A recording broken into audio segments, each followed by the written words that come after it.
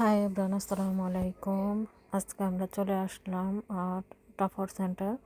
এখানে পাকিস্তানি একটা ব্র্যান্ড খাদি, এখানে আজকে শপিং করার জন্য চলে আসলাম। খাদির ড্রেসগুলো অনেক কমফোর্টেবল এবং আমার কাছে অনেক ভালো লাগে।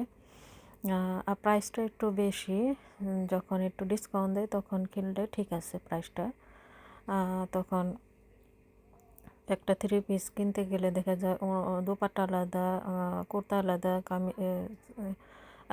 প্যান্ট আলাদা, সব কিছু আলাদা আলাদা কিনতে গেলে দেখা যায় বাংলাদেশের 18 থেকে 20 হাজার টাকা আসে। আর ডিসকাউন্টে কিনলে একটু কমে আসে, তখন দেখা যায় 10,000 12,000 টাকার মধ্যে, 12,000 টাকার মধ্যে হয়ে যায় থ্রি পিস সব করে। আমার কাছে খাদির ড্রেসগুলো ভালোই লাগে, কমফোর্টেবল, এবং যখন ডিসকাউন্ট দেয় তখনই আমি চেষ্টা করি কেনার জন্য।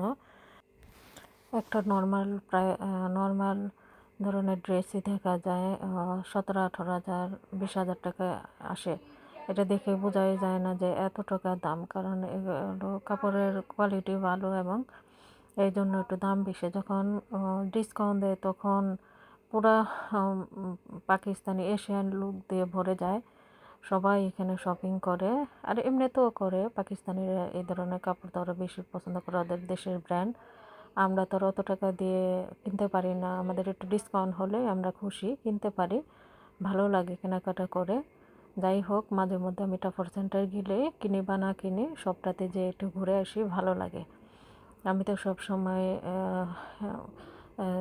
সালোয়ার কামিজই পরি, এই জন্য আমি সালোয়ার কামিজটাই কিনি। যেখানে যাই সেখান থেকে কিনে নিয়ে আসি। সবসময় যে ব্র্যান্ডেড ড্রেস পরতে হবে তা না। আমরা ব্র্যান্ডস অনেক সময় ব্র্যান্ডের কিনে, অনেক সময় ব্র্যান্ড ছাড়াও কিনে। সব ধরনের জামা কাপড়ই পরা উচিত, কারণ ব্র্যান্ডের কাপড় পরতে গেলে সব সময় এক্সপেন্সিভ হয়।